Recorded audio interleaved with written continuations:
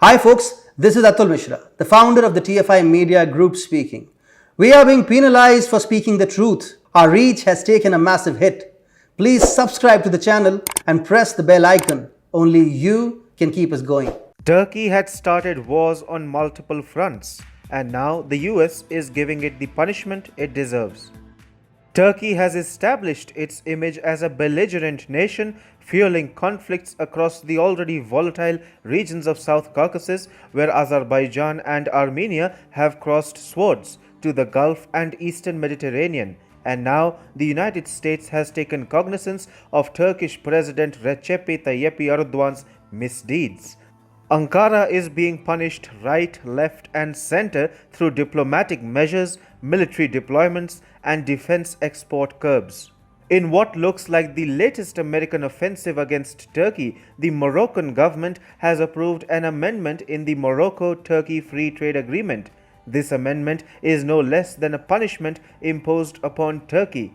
Morocco has hiked tariffs on 12,000 Turkish goods by up to 90%.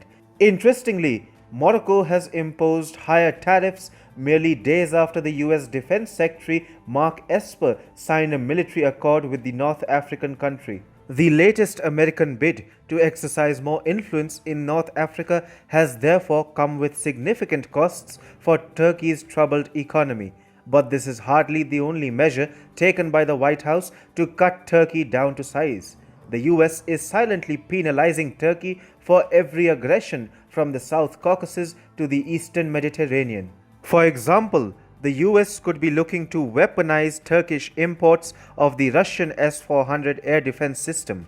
American senators have reportedly urged for imposition of sanctions on Turkey following Greek local reports claiming that Turkey had activated its Russian-made S-400 air defense system and tracked Greek F-16 aircraft returning from multilateral Eunomia exercise on 27th August.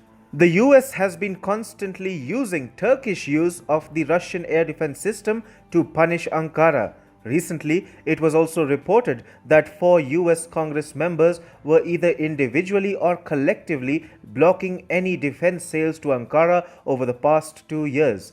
Embittered ties have led to Turkey getting expelled from the F-35 Joint Strike Fighter program. The pretext of blocking American defense sales to Turkey was again pressurizing Ankara to give up the Russia-made air defense system. But the American offensive against Turkey is not limited to just defense exports.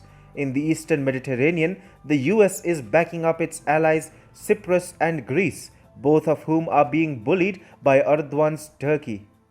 Last month, Washington decided to partially lift the decades-old arms embargo on Cyprus, one of the biggest victims of Turkish expansionism and belligerence in the Eastern Mediterranean. Ankara, which had violently partitioned Cyprus in 1974, is responsible for most of Cyprus's woes today. As for Greece, the US Secretary of State Mike Pompeo on Tuesday said that the US will deploy the Navy ship the Herschel Woody Williams to a US-Greek base merely 600 miles from Turkey's coast. The deployment that was announced during Mike Pompeo's Greece visit was directly targeted at Turkey, which is locked in a standoff with Greece in the Eastern Mediterranean. The US has been following wherever Turkey opens a new front. Take the Azerbaijan-Armenia conflict over the disputed Nagorno-Karabakh region, for example. Turkey has been backing up Azerbaijan with Syrian jihadists and refugees in the ongoing offensive against Armenia. But now, the US is taking a clear stand against Turkey. Pompeo has directed criticism at Turkey over the allegations of Syrian jihadists being sent to Azerbaijan. The top American diplomat said, "We saw Syrian fighters taken from the battlefields in Syria to Libya." He also said that it created more instability, more turbulence, more conflict, more fighting, and less peace.